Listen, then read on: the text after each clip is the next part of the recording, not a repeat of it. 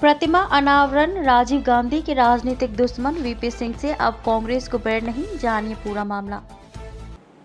नमस्कार, मैं खुशी और आप देख रहे हैं यूपी न्यूज 24। आइए नजर डालते हैं आज की बड़ी खबर पर। एक जमाने में राजीव गांधी के करीबी, बाद में राजनीतिक दुश्मन हुए वीपी सिंह से अब कांग्रेस को बैर नहीं है। ये बदले हुए राजनीतिक समीकरणों की वजह से हो रहा है। मामला तमिलनाडु से जुड़ा हुआ है। चेन्नई में 27 नवंबर को पूर्व पीएम वीपी सिंह की प्रतिमा का अनावरण बदले राजनीतिक समीकरणों का भी एहसास कराएगा। तत्कालीन प्रधानमंत्री राजीव गांधी का विरोध करते हुए जो शख्स सत्ता की शीर्ष तक पहुंचा, अब कांग्रेस को उससे भी कोई परहेज नहीं है। इसे ओबीसी राजनीति को लेकर कांग्रेस के बदले रुख का नतीजा माना जा रहा है। तमिलनाडु सरकार के इस कार्यक्रम में कांग्रेस के नेता भी शामिल होंगे, जबकि अखिलेश यादव विशिष्ट अतिथि होंगे। तमिलनाडु के सीएम और डीएमके नेता एमके स्टालिन चेन्नई में प्रेसिडेंसी कॉलेज में वीपी सिंह की प्रतिमा लगवा रहे हैं। स्टालिन का कहना है कि देश में सामाजिक न्याय की लड़ाई को वीपी सिंह ने एक मुकाम पर पहुंचाया था, इसलिए ऐसी शख्सियत को सम्मानित करना और याद रखना हम सब का कर्तव्य है। स्टालिन ने वीपी सिंह के प्रधानमंत्री कार्यकाल में तमिलनाडु में किए गए कार्यों को भी उल्लेखनीय कार्य बताया। एक राजनेता के तौर पर देखें, वीपी सिंह के राजनीतिक सफर का 1990 के दशक में ही अवसान हो गया था, लेकिन कांग्रेस उनको लेकर लंबे समय तक सहज नहीं रही। इसकी मुख्य वजह थी कि उन्होंने ही पूर्व प्रधानमंत्री राजीव गांधी की मिस्टर क्लीन की छवि पर बोफोर्स सौदे में दलाली का आरोप लगाकर सवाल उठाए थे।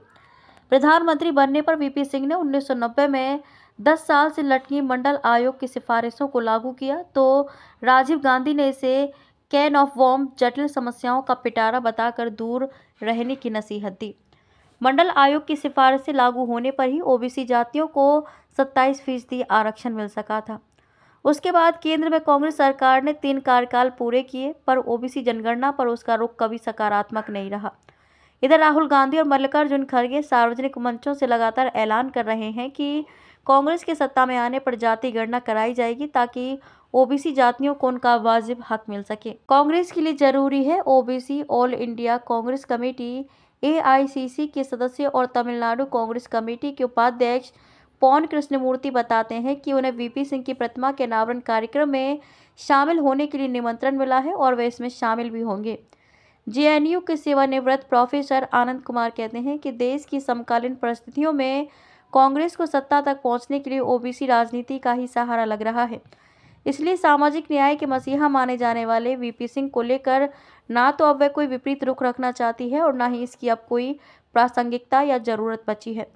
इसके उलट ओबीसी को केंद्र में रख राजनीति करने वाले दलों के लिए वीपी सिंह का नाम आगे बढ़ाना मुफीद ही साबित होगा।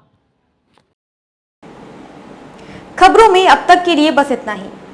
फिर होगी आपसे मुलाकात ऐसी ही एक और बड़ी खबर के साथ। तब तक के लिए नमस्कार और देखते रहिए यूपी न्यूज 24।